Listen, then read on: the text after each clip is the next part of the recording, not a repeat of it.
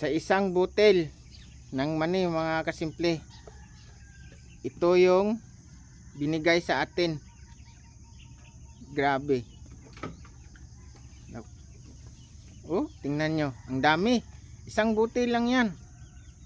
Ganito na ang kapalit sa ating pagsisikap.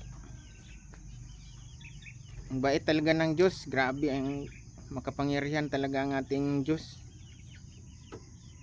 Tingnan nyo ho. Yan, isang butil lang yan. God is good.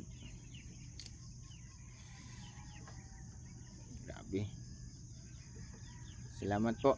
Kaya lagi po tayong magdasal at magpasalamat sa ating Panginoong Diyos.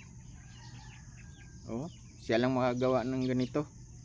Isang butil lang ng ating tinanim, pero yung bunga niya,